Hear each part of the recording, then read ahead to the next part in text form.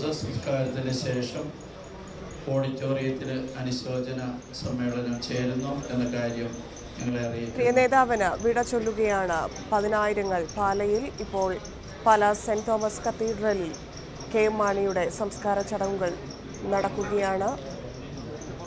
അന്ത്യോപചാരം അർപ്പിക്കാൻ നിരവധി പേരാണ് പള്ളിയിലെത്തിയിരിക്കുന്നത്. പള്ളിയിലെ ശുശ്രൂഷ അവസാനിച്ചിരിക്കുന്നു. ഇപ്പോൾ സെമിത്തേരിയിലേക്ക് കെ മാണിയുടെ മൃതശരീരം മാറ്റുന്ന ദൃശ്യങ്ങളാണ് കണ്ടുകൊണ്ടിരിക്കുന്നത്.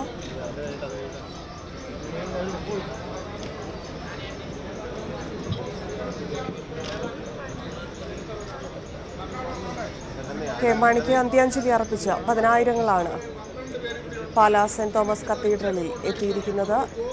സംസ്കാര ചടങ്ങുകൾ പുരോഗമിക്കുന്നു. അല്പസമയത്തിനകം ചടങ്ങുകൾ പൂർത്തിയാകും. പ്രിയ നേതാവിന് വിട ചൊല്ലി പതിനായിരങ്ങൾ പാലായിലെ സെന്റ് തോമസ് കത്തീഡ്രലിൽ എത്തിയിട്ടുണ്ട്.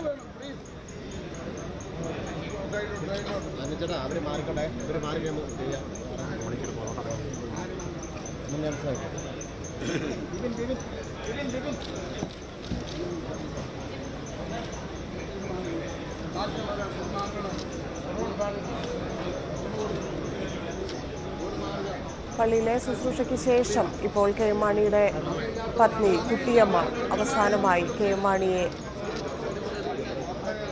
അന്ത്യചുംബനം നൽകിയ ശേഷം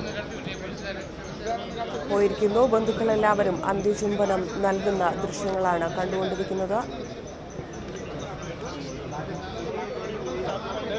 പല കോൺഗ്രസ് നേതാക്കളും ബന്ധുക്കളും അടങ്ങുന്ന ആളുകളെ മാത്രമാണ് പള്ളി പരിസരത്തേക്ക് കടത്തിവിട്ടിരിക്കുന്നത്. അവരെല്ലാം ദൃശ്യങ്ങളിൽ കാണാം. നേതാക്കളെല്ലാവരും കെ മാണിയെ അവസാനമായി കാണുന്നതിനുള്ള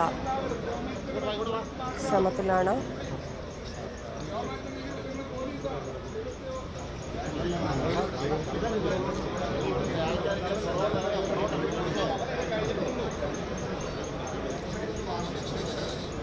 പള്ളിയിലെ ശുശ്രൂഷയ്ക്ക് ശേഷം പുറത്ത് എത്തിച്ചിരിക്കുന്ന കെ മാണിയുടെ മൃതശരീരം അല്പസമയത്തിനകം തന്നെ സംസ്കരിക്കും. പാല സെന്റ് തോമസ് കത്തീഡ്രലിലാണ് സംസ്കാര ചടങ്ങുകൾ നടക്കുന്നത്.